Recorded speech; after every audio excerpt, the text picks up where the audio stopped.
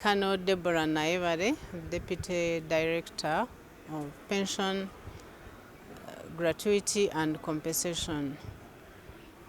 Today we are here to document batch 14 of the 14 batches that are now so far that have been retiring since 2015. But before 2015, people had been retiring beginning 1991, 92, and then 2007 to 2008. And that category that retired at the time was retiring on reduction in force because we needed to reduce the numbers of soldiers to be able to work on the professional army by equipping and training the smaller army that was required at the time. So the retirement then was basically forcing servicemen out of service to professionalize the army, which gave us time now to professionalize the army, trained by new equipment, by advanced technology, go into artificial intelligence technology. Now we are able to regularize the retirement, which began in 2015 to date now 2024. The people we retire, it's from the rank of general up to right down to the rank of a private. So it's a constitutional right that every serviceman or woman has to be retired after a certain period of time. When you serve, for example, if you're a colonel like me and you have attained up to 55 years of age and you're still at the rank of colonel, then the law allows you to retire. And depending on the need or your professional, they can retain you, but the law is you're supposed to retire at that age. Yeah, from there, retirement, we follow up people in their retirement life. There's a department of veteran affairs where we have a department of resettlement, psychosocial support and rehabilitation that follows up retirees or veterans up to village, and we ensure they have a seamless transition from military life to civilian life. After documentation, like I've told you what we are doing right now, people are prepared to be paid. They will be paid amount of money that most of us have never held because it's their pension and their gratuity. So there's also a preparation of how to utilize that money. And the process of payment is very regularized. It's very spot on because we can never take one off active payroll before we pay them their pension and gratuity. So the issue where they say people are not paid, it's no longer a question. Immediately someone is retired, is paid his pension and gratuity in time. Then there are other categories of payment, for example, the disability compensation. As you can see, most of this group, we are retiring. This time it has a lot of casualties. There is a compensation and a payment that goes with their disability. it will also be paid immediately after retirement. And to continue on the disability, the Mubende Rehabilitation Center continues to support them. Those that have those who are amputees are given legs, they are given artificial limbs, they are also skilled and retooled on how to survive without support from the army. They are trained in so many things that can produce income after they have retired.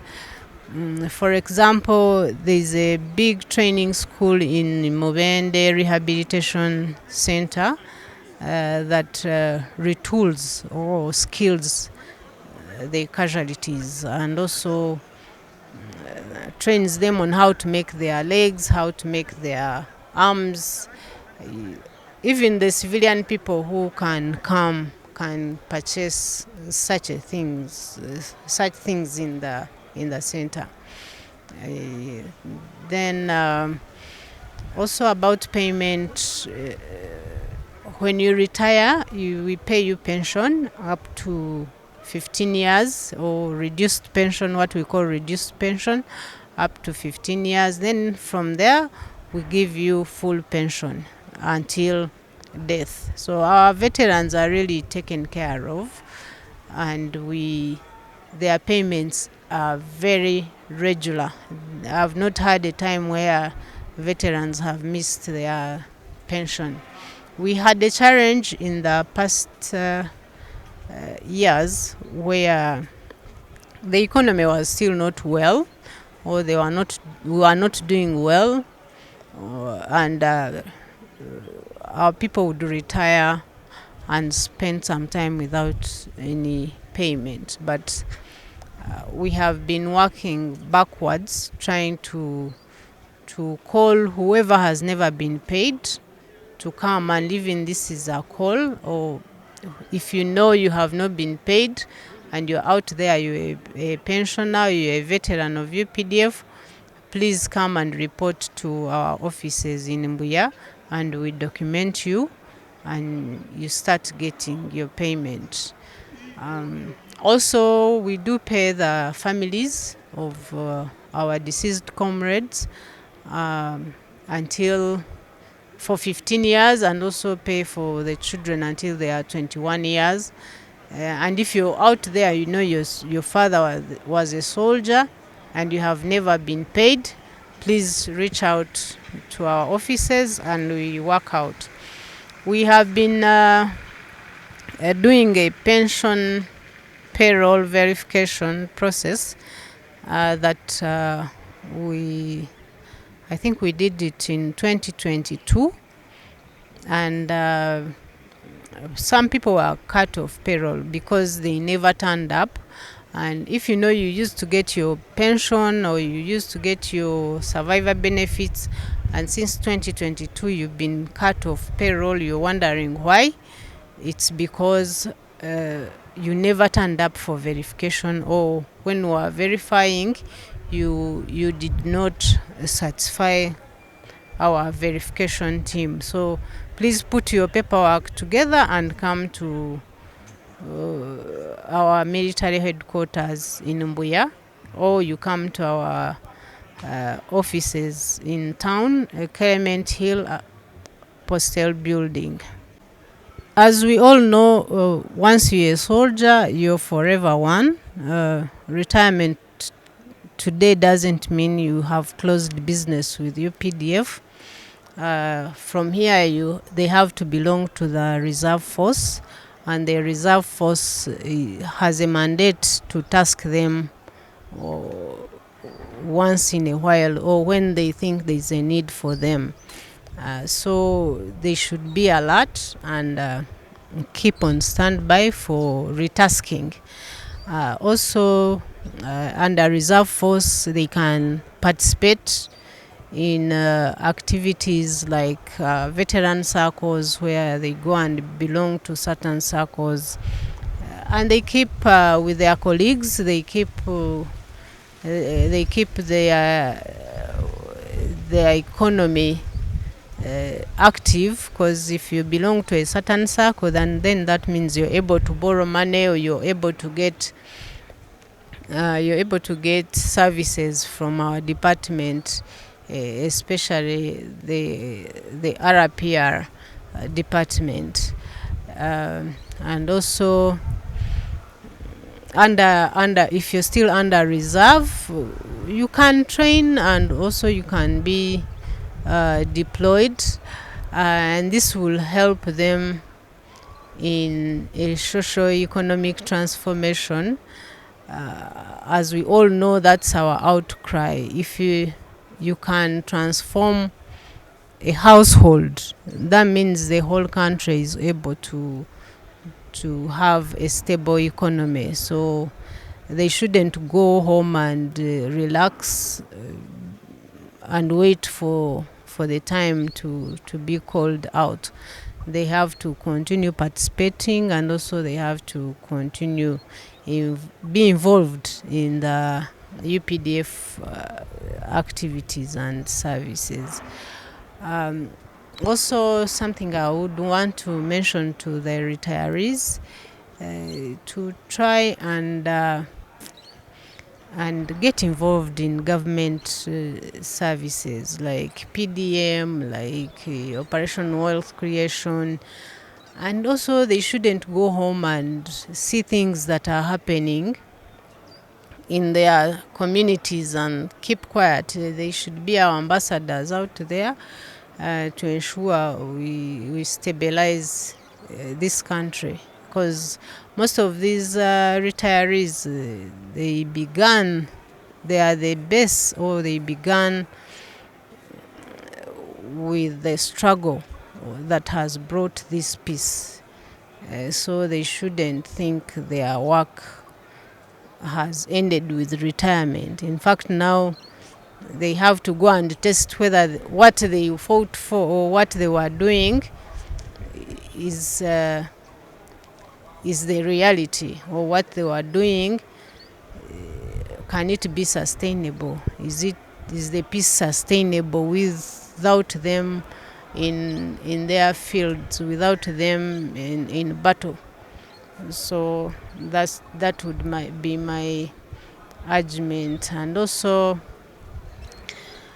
to really sum up and give them a message is, first of all, I want to thank them from the bottom of my heart for the services they rendered to this country, for the sacrifice they rendered to the country, and also to the UPDF. And to mention that even if we are paying them their pension or their gratuity, there is nothing worth we can pay them that is worth what they did for us, or what they did for the country. You can see some have gone without legs, some have no eyes, others have no ears, and we are just letting them go back home,